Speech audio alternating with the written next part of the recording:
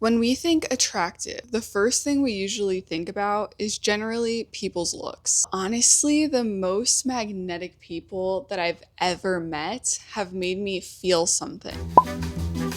Today's drink on the menu is a strawberry watermelon ice. I used to hate ice, but it is so good. There's no reason why it should be this good. So let's get into it. When you meet someone with a higher vibration, automatically you're attracted to them. There's no doubt about it. It's just something in the air. I want to preface by saying this video isn't about skincare routines, glow up, or dating advice. There's something way bigger than that, and that's just becoming somebody that you want to be around, somebody that you're proud of. And I don't mean the shallow stuff, but I guess it is kind of shallow because you want to be full of yourself in the best way possible. I am also learning to implement these things. I don't necessarily think that I do all of these myself. So I guess in a sense, these are some things that I'm actively working on, but also some things that I see in other people that I can appreciate and recognize as a very attractive thing to do.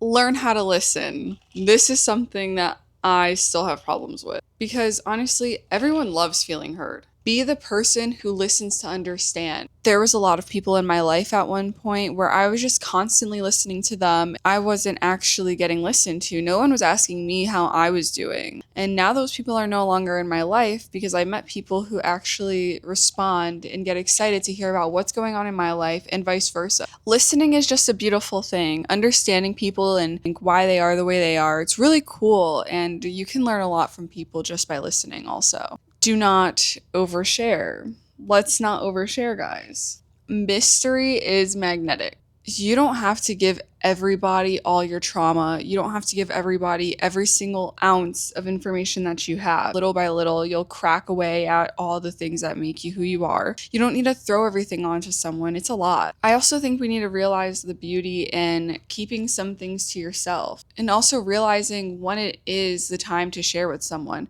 Not everyone deserves to know you.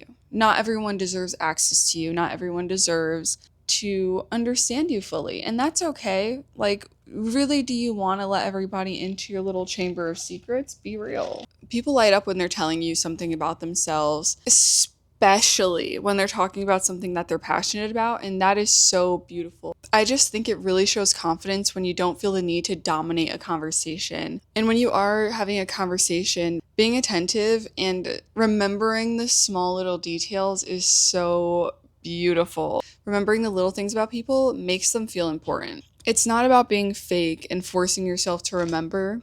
It's just about paying attention. Or think about when someone remembers your birthday and texts you out of nowhere, like, hey, happy birthday. I know we haven't spoken in so long. Those are the little things that are so sweet because, like, I'm important enough that you remember my birthday. I'm important enough that you remember my favorite color and you specifically got me this in baby blue because you know I like it. It's sweet. It's so sweet. If someone's talking to me and saying like, oh, how's Omi doing? Like, that's my little brother. You know I have a little brother. You remember that I have a little brother. That's sweet. That's so nice. If there's something that is very unattractive, you don't chase, okay? You attract. And that's the realest trend that was going around everywhere. That sentence is so real because if it's not flowing naturally, then it's not for you. My best friend Julia, she literally said the other day, she was like, I remember her saying, if you're telling a man that you don't want him and he's begging for you, stand up, girl. Like, what are you doing? Because that is so unattractive. If someone doesn't want me, why am I gonna stay? How do I look begging for someone? And I think that was so real of her. That was so real of her because what is meant for you will stay with you. This goes for me too because I'm not necessarily a punctual person, but valuing people's time and energy, it just shows respect, and that is attractive. Like, let's use my man, for example. So when I first met Isaac, he made plans with me and he asked me on a date and he told me to be ready by a certain time. Then he proceeded to be late. I was waiting over an hour for him. I am impatient. I was ready on time. I was excited. And that just instantly turned me off. Like, I literally told him, he kept saying like he was in traffic, and now I know him and I now know that he's just not a punctual person at all. Hence why I lie to him about times that we need to be at places. Yeah, not a thing. Not a thing. Not cute. Him making me wait was so unattractive, and I literally had to tell him that. I was not with that at all. I told him that, and it changed. The next few dates, he was on time and punctual. Having knowledge is also very, very attractive. Knowledge is power. That's also one of the reasons why I liked Isaac, because Isaac is so passionate and Isaac knows a lot about things. It just feels very niche. He just knows things that a normal person wouldn't know, even if it is super specific and super random. Obviously, me and him both have knowledge in topics that are different. I think that just makes it a more powerful duo. His mind was one of the coolest things and biggest things that I was attracted to. And now this is just turning into like what I love about Isaac. But like also, it's a great example because I am attracted to that man. And that's just also one of the things that are kind of scary about like this brain rot TikTok stuff. Granted, it's very entertaining. I think maybe back in the day there was different things that people had considered brain rot, but I'm not really sure. There are different types of knowledge anyway. Like you can be book smart, you can be smart about like sports, anything that you're passionate about. I just think it's really cool to just be a curious person and spread your knowledge humbly. It's better to inspire people than impress them. You don't want to be that person that makes someone else feel bad for not knowing something. You want to be that person that helps guide them and inform them. Insecurity is very loud. Like, I hate those people that are like, you didn't know that? You didn't know that? One time someone asked me if Connecticut was Democratic or Republican, and I'm not really big on politics, guys. I'm gonna be real. I'm not really big into politics. And it's not something I'm very insecure about because I know enough to like get me by.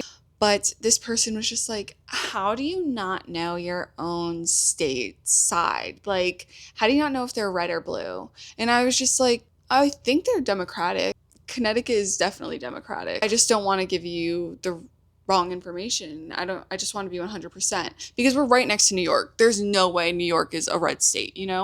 That's really weird. Like, meh, meh, meh, meh. And I was just like, all right, like, okay, what did that do for you? We as a whole need to start giving ourselves the validation that we're seeking. Something that I think I do really well is saying no.